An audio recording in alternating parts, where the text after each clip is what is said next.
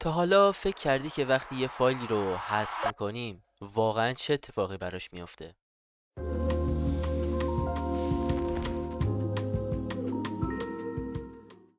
قبل از اینکه بفهمیم فایل های حذف شده اصلا کجا میرن، باید بدونیم که فایل ها اصلا چطوری ذخیره میشن.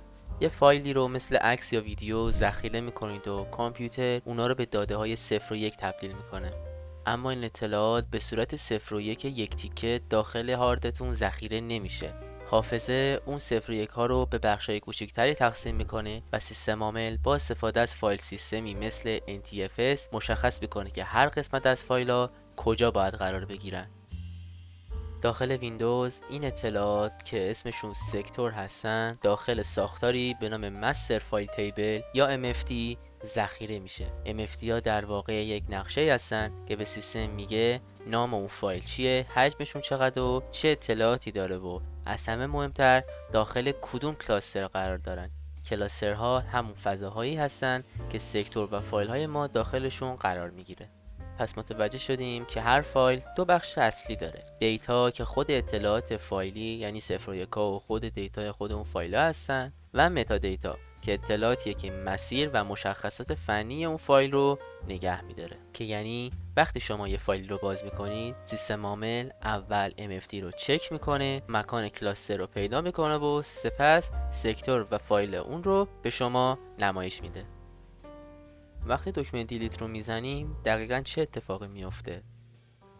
داخل ویندوز معمولاً داده های واقعی فایل رو پاک نمیکنه، فقط ورودی مربوط به اون فایل که داخل MFT ذخیره شده رو حذف میکنه. به عنوان حذف شده علامت گذاری میکنه و همچنین کلاسرهای فایل به عنوان فضای آزاد یا فری اسپیس ثبت میشن. اما تا زمانی که این اتفاق نیفته، بیت های فایل هنوز روی دیسک وجود دارن و فقط سیستم عامل دیگه نمیدونه که اون فایل ها کجا هستن.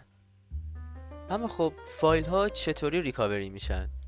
نرم افزارهای ریکاوری زیادی برای این موضوع وجود داره و این نرم افزارها اکثرا از دو روش اصلی استفاده میکنن. اگه اطلاعات فایل سیستم هنوز کاملا از بین نرفته باشه، این برنامه ها میتونن ورودی های حذف نشده رو پیدا بکنن و فایل رو تقریبا کامل برگردونن. اما اگه اون اطلاعات هم پاک شده باشن، برنامه ها از روش دوم استفاده میکنن، مرحله به نام را اسکن، یعنی کل دیسک رو بیت به بیت اسکن میکنن و با استفاده از امضای فایل‌ها که بهشون فایل سیگنیچر یعنی مثل JPG، PNG یا MP4 رو تشخیص میدن. البته اگر بخشی از اون داده هم قبلا اووررایت شده باشن، ممکنن اون فایل ناقص یا خراب بازیابی بشن.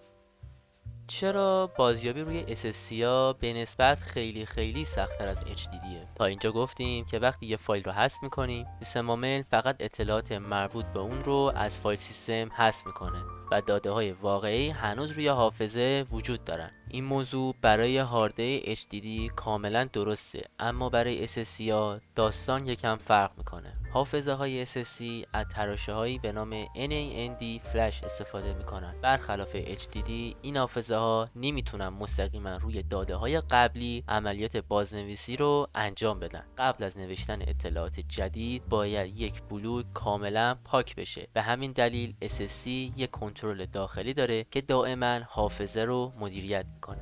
زمانی که شما یه فایل رو حذف میکنید، ویندوز علاوه بر حذف ورودی فایل از فایل سیستم، دستوری به نام تریم رو برای SSC ارسال میکنه. این دستور فقط یه پیامه که به کنترل SSC میگه این لاجیکال بلاک ادرس رو دیگه استفاده نکن و هر زمان لازم بود میتونی اطلاعات داخل اونو حذف بکنی. خود تریم داده ها رو به صورت مستقیم و لحظه‌ای حذف نمیکنه، بلکه اون بلوک ها رو برای پاکسازی علامت گذاری میکنه، که یعنی بعداً کنترلرهای SSC زمانی که بیکار باشن یا اصلا نیاز داشته باشن به اون فضای خالی، فرایندی به نام garbage collection رو اجرا میکنه. داخل این مرحله داده های معتبر به بلوک دیگری منتقل میشن و بلوک های علامت گذاری شده به صورت فیزیکی اریز میشن. وقتی این اتفاق بیفته، سلول های NAND دیگه اطلاعات قبلی رو نگه نمیدارن و ابزارهای ریکاوری دیگه چیزی برای خوندن ندارن. خب یعنی موقع خرید SSC یا HDD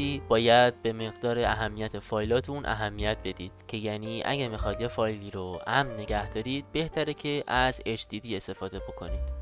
اگه این ویدیو براتون جالب بود حتما نظرتون رو برام بنویسید. تا ویدیوی بعدی مراقب فایلاتون باشید.